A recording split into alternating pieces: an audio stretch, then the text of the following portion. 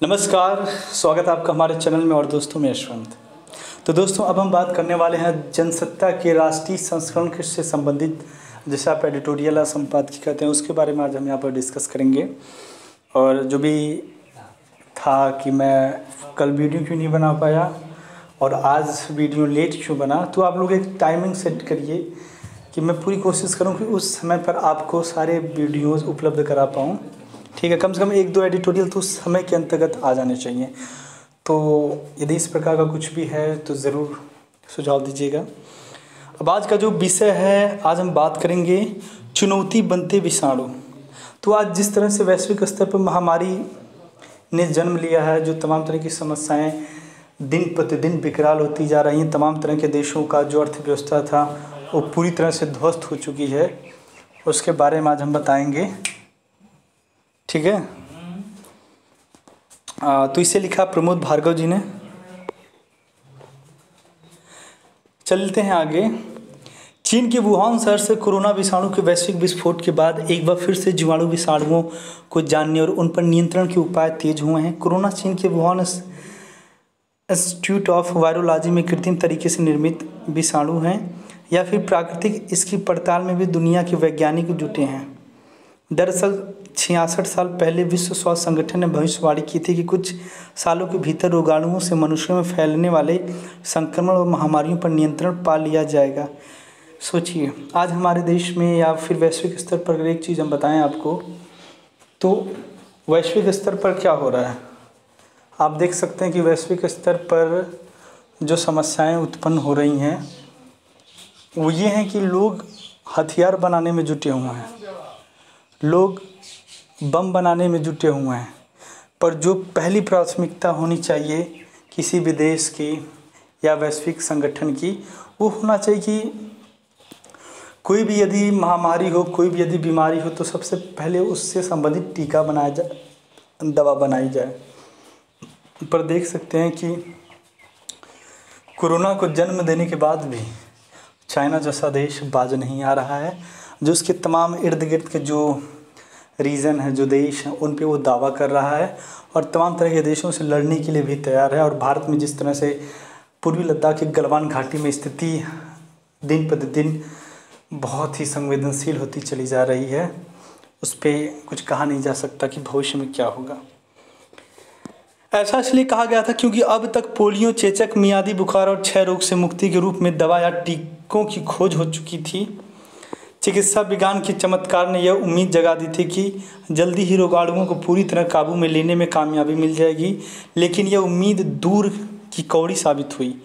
20वीं सदी के 9वें दशक में एड्स और हेपेटाइटिस बी और 21वीं के पहले ही दशक से जीवाणु व विषाणु जनित संक्रमण से एक के बाद बीमारियां उत्पन्न होने के साथ फैलने लगीं।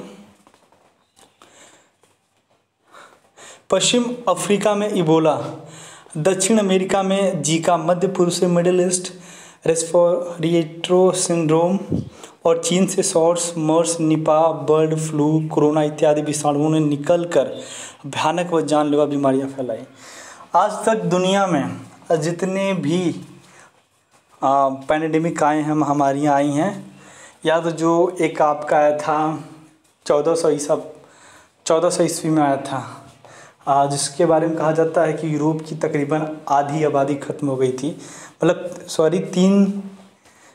तीन चौथाई आबादी ख़त्म हो गई थी।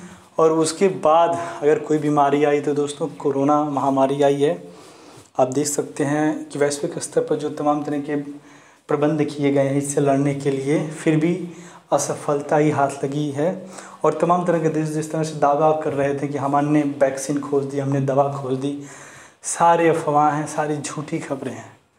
अभी रामदेव बाबा की तरफ से एक दावा किया गया था और कुछ दिन पहले ही एक कह सकते हैं देश की जो मीडिया उनको बुलाकर एक प्रेस कॉन्फ्रेंस किया गया था, जिसमें उन्होंने कहा कि मेरे पास इससे लड़ने की दवा आ गई है, जिसके माध्यम से 2 दिन में जो पेशेंट है, जो रोगी है, तकरीबन 67% ठीक हो जाएगा और 1 हफ्ते के अंदर 100% श्योर ठीक हो जाएगा। और हमने तकरीबन 200 से 300 आदमियों पर इसका टेस्ट किया है। उसके बाद भारत सरकार ने इसके प्रचार प्रसार पर रोक लगा दी है और जो आयुष मंत्रालय की तरफ से कहा गया है कि आप इस दवा को बेच सकते हैं, पर इस पर किसी प्रकार का ना से संबंधित लेबल नहीं होना चाहिए। आप ये ना कहें कि कोरोना जैसी महामारी को ख़त्म करने के लिए इस दवा का आप सेवन कर सकते हैं।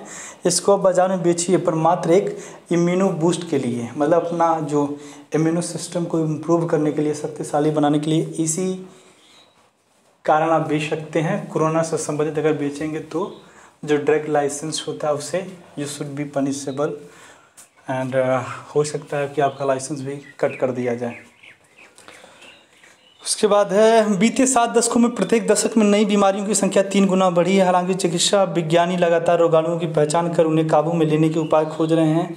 इस क्रम में 5000 प्रकार के विषाणु, 3 लाख तरह के जीवाणु, 100 तरह के फंगसों की पहचान की गई है। इसके अलावा कई तरह के परजीवी व कीटाणु भी होते हैं जो मनुष्य पर हमला कर उसे बीमार कर देते हैं।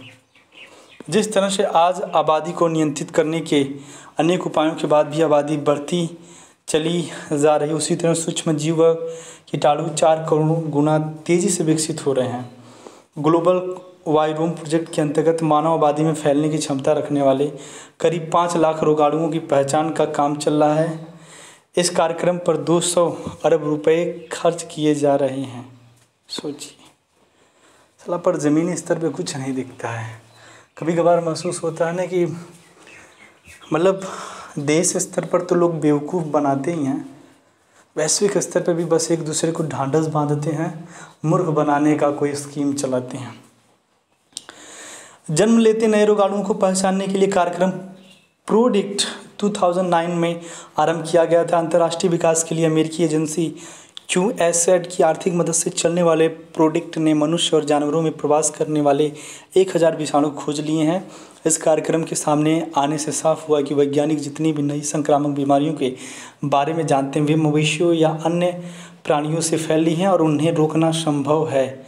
इसलिए प्रोडिक्ट जैसे शोध कार्यक्रम चलाए गए हैं। लेकिन अब अमेरिका के राष्ट्रपति डोनाल्ड ट्रंप ने ऐसे वैश्विक कार्यक्रमों को आर्थिक मदद देना बंद कर दिया है।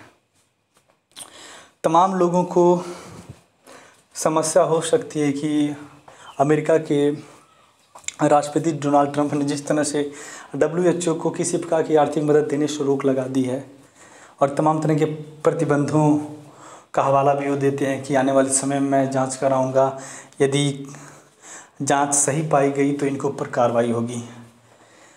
तो क्यों न करें। यदि आप चाइना जैसे देश को सपोर्ट कर रहे हैं, इतनी बड़ी महामारी होने के बावजूद आपने कई दस्तावेज़ों को छुपाया है और एक कंप्लीट जो जानकारी होनी चाहिए आपने उस चीज़ को नहीं दिया। चाइना जैसा देश अगर ये कहता है कि मैं हमारे देश के जो डॉक्टर्स हैं, जो साइंटिस्ट हैं, वो देखेंगे कि क्या कहाँ से कुछ हुआ है, बाहरी चाहे वैश्विक स्तर का कोई भी नेता हो, चाहे वहाँ के साइंटिस्ट हो, वो हमारे देश के अंदर आके किसी प्रकार का विचार विमर्श नहीं करेंगे, खोजबीन नहीं करेंगे। जो हम आपको डेटा प्रोवाइड करेंगे उन्हीं के माध्यम से आप लोग खोज निकालिए। तो ऐसे में WHO की मानसिकता संकीर्ण नज़र नहीं आ रही है। चाइना जैसा देश जो आपसे कहता रहा, जो डेटा उपलब्ध कराता रहा, उसी डेटा को आपने सही माना। जब कुछ जांच एजेंसियों ने चोरी छुपे उस डेटा को दुगना बताया, उसके बाद तमाम तरह के जो मोबाइल यूज़र थे, कई करोड़ जो मोबाइल यूज़र थे दोस्तों, पूरी तरह से उनका सिम बंद है अचानक 1 महीना के अंदर। तो ऐसे तमाम तरह के कयास उठने लगे, तब जाके अमेरिका के राष्ट्रपति ने इस प्रकार का कदम उठाया। अमेरिका ने स्वास्थ्य और मानव सेवा से जुड़े इस संबंध में 970 अरब रुपये की कटौती की है। धन की कमी के चलते नई संक्रामक बीमारियों को पैदा करने वाले नए रोगाणुओं की पहचान प्रभावित होगी। हालांकि दुनिया की दवा निर्माता कंपनियों के पास धन की कमी नहीं है, लेकिन नए रोगाणुओं की नई दवा या टीका बनाने की खोजें बेहद लचीली, अनिश्चितता से भरी और लंबी अवधि तक चलने वाली होती हैं। इसलिए दवा कंपनियों को इन अनुसंधानों में कोई रुचि नहीं होती। 20वीं सदी का मध्य और उत्तरार्ध काल इसलिए बिल मेलिंडा गेट्स फाउंडेशन के ग्लोबल हेल्थ डिवीज़न के अध्यक्ष डॉक्टर ट्रेवेल मुंडेला ने कहा था कि महामारियों को ख़त्म करने के लिए वैक्सीन बनाने के लिए कंपनियों को न तो प्रोत्साहन मिल रहा है और न ही प्रेरित किया जा रहा है। इसलिए कोविड-19 का टीका बनाने के दावे तो कई देश कर रहे हैं, लेकिन इनमें सच्चाई कितनी है इसमें संदेह है।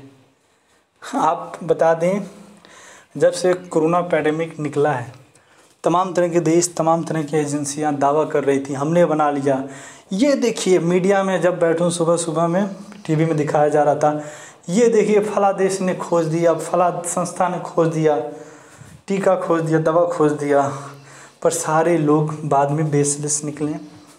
बस झूठी प्रशंसा पाने की उनकी जो चाहत थी, उसी के लिए उन्होंने इस तरह के झूठे, समझ रहे हैं ना, बेसलेस वादे किए हैं। इसलिए भारत की स्वास्थ्य से जुड़ी शीर्ष संस्था council of scientific and industrial research के महानिदेशक डॉक्टर शेखर पांडे ने कहा कि ये गलतफहमी है कि कोविड-19 का इलाज केवल वैक्सीन से संभव है, इसके उपचार में दवा भी मददगार हो सकती है। 21वीं सदी में नए विषाणु तो लगातार सामने आ रहे हैं, लेकिन कोविड-19 ऐसा विषाणु है जिसने अस्तित्व में आने के 2 माह के भीतर ही पूरे विश्व को भीषण महामारी में बदल दिया। हालांकि रोगाणु विशेषज्ञ यह चिंता इबोला विषाणु के प्रकोप के समय ही जता चुके थे। इस प्रकोप का विषाणु वैज्ञानिकों को आश्चर्य इसलिए नहीं हुआ क्योंकि इसका पता 1976 में ही चल गया था, फिर भी उससे सुरक्षा की दवा का टीका नहीं बन पाया था। इसलिए वैज्ञानिकों ने इबोला से सबक लेते हुए 2014 में चेतावनी दे दी थी कि भविष्य में विषाणु जनित कोई ऐसी बीमारी फैल सकती है जिससे उपचार का हमारे पास कोई उपाय नहीं होगा। करीब 6 साल पहले कहे गए इस कथन ने कोरोना प्रकोप ने चरितार्थ कर दिया है। कोरोना की तेज गति से विश्वव्यापी हो जाने के कारणों में आधुनिक औद्योगिक और प्रौद्योगिक विकास है। चिकित्सा विज्ञान से जुड़ा विकास भी इसके फैलने में मददगार हो रहा है। दरअसल सड़कें, रेल, जल व हवाई मार्गों के विस्तार व आसान उपलब्धता ने अपने अपने देश के कोरोना संक्रमितों को स्वदेश लाने की जल्दबाजी में इसे प्रत्येक देश में पहुंचा दिया। ये तो बहुत बड़ी बात है दोस्तों, और ये पहली वजह है कि पहले ही आपको तमाम सावधानियां बरतनी चाहिए थी, ठीक है, पर आप देख सकते हैं फिर स्थानीय वाहनों से इसे शहरों और गाँव और कस्बों पहुँचा दिया गया। लोग छुप छुपा कर गाँव में आए, लोगों ने सही जानकारी स्वास्थ्य विभाग को नहीं दी, वहाँ की स्थानीय सरकारों को नहीं दी, जिस वजह से गांव में, कस्बों में इसका प्रकोप बढ़ता चला गया। अंग प्रत्यारोपण निस्संदेह चिकित्सा विज्ञान की एक बड़ी उपलब्धि है, लेकिन विषाणु जनित बीमारियां फैलाने का काम यह उपचार पद्धति भी कर रही है। किडनी प्रत्यारोपण के लिए भारत में एशिया और अफ्रीका से रोगी आते हैं। किराए की कोख का कारोबार भी वायरसों को वैश्विक स्तर पर फैलाने में मददगार साबित हो रहा है। वन्य प्राणियों व मवेशियों का क्लोनिंग तकनीकी से उत्सर्जन भी कई बीमारियों के विषाणु मनुष्य में संक्रमित कर रहे हैं। कोरोना के सिलसिले में ये तो धारणा लगभग स्थापित हो चुकी है कि चमगादड़ या पेंगोलियन के खाने से मनुष्य में आया। चीन में क्लोनिंग के जरिए सबसे ज़्यादा जीव निर्मित किए जाते हैं। इन जीवों का कारोबार भी चीन में खूब फल फूल रहा है। दुनिया में जीएम बीजों के जरिए फसलें पैदा करने का जो सिलसिला चल पड़ा वह भी जीव रोगाणुओं से उत्पन्न होने वाली बीमारियों, महामारियों का कारण बन रहा है। साफ है, हमें जीवन को सुरक्षित बनाए रखने की हरस से प्रकृति के साथ अस्तित्व बनाए रखते हुए रहना होगा। तो आज के लिए इतना ही। नमस्कार, धन्यवाद, थैंक यू सो मच।